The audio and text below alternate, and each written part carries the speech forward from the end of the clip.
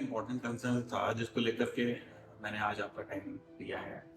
मैं अपने अकाउंट्स को लेकर के थोड़ा सा कंसर्न हूँ। मेरे यहाँ एक डेडिकेटेड अकाउंट्स टीम भी है, तो आप थोड़ा सा रिकमेंड कीजिए कि अकाउंटिंग प्रॉपर वे में होती रहे। मैं ऐसे कौन से चेक रूल्स वहाँ इम्प्लीमेंट कराऊँ कि किसी भी अकाउंटिंग को एक्यूरेट करने के लिए कुछ सेट ऑफ रूल्स होते हैं। उन रूल्स के हिसाब से अगर हम अपनी बुक्स को मेंटेन करें तो एक्यूरेसी के लेवल को बढ़ाया जा सकता है। वो रूल्स क्या होते हैं? सबसे पहले तो आपको चार्ट ऑफ अकाउंट्स इम्प्लीमेंट करना होगा।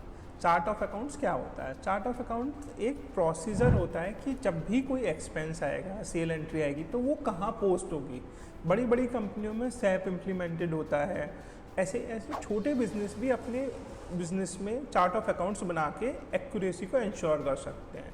जब भी आपका कोई टीम मेंबर कोई भी एंट्री करेगा या कोई भी डाटा को इनपुट करेगा किसी भी सॉफ्टवेयर में, तो वो उसी चार्ट ऑफ अकाउंट से लिंक करके कर सकता है। वो अपनी विल से कोई भी एंट्री नहीं कर सकता। तो ये बहुत ही बेसिक रूल है एक्यूरेसी का। हम एक काम और कर सकते हैं एक्यूरेसी को इंक्रीज़ करने के लिए, मेकर चेकर रूल को इम्प्लीमेंट कर सकते हैं, क्योंकि एक का काम दूसरा बंदा ईजिली चेक कर लेता है। तो हमें अपने टीम में एक मेकर और चेकर को रूल को भी इम्प्लीमेंट करना होगा और सेट ऑफ रूल्स को हमें इम्प्लीमेंट करना होगा। अभी जहाँ तक आपने बात मुझे कही मेकर एंड चेकर, थोड़ा सा एलाबोरेट करेंगे मेकर और चेकर कॉन्सेप्ट को हम अपने अकाउंट्स में किस किस ड्यूटीज को असाइन कर सकते हैं? इससे क्या होता है, अकाउंट्स में बेसिकली आपको sale data entry, purchase data entry, banking entry, payment entry और रिसीवेबल एंट्री और एक्सपेंस एंट्री, ये मेन सेगमेंट है। तो जो टीम मेंबर सेल्स की एंट्री कर रहा है, उसका सीनियर या उसका कोवर्कर उसको चेक करे। एक बंदा सेल्स की एंट्री करे तो दूसरा बंदा सेल्स को चेक करे। एक बंदा परचेज की एंट्री करे तो दूसरा बंदा उसकी एंट्री को क्रॉस वेरीफाई करे।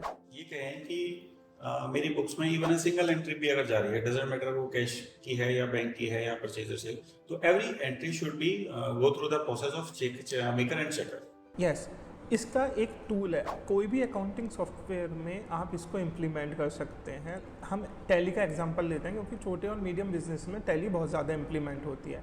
ज़ोहो बुक्स में भी ये रूल है। उसमें क्या होता है, यूज़र का रोल क्रिएट हो जाता है।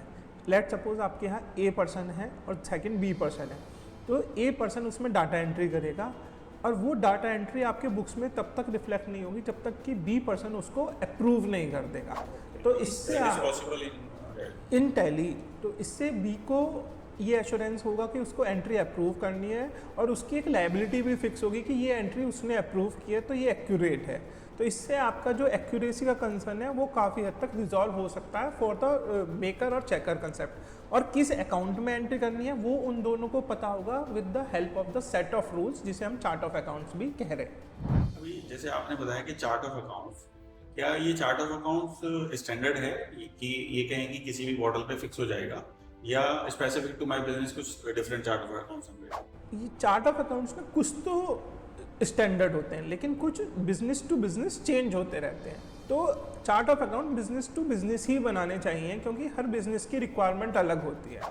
अगर आप कोई ऐसी प्रॉब्लम फेस कर रहे हैं तो आप नीचे कमेंट बॉक्स में पूछ सकते हैं। Vipin Gupta signing off, see you in next video.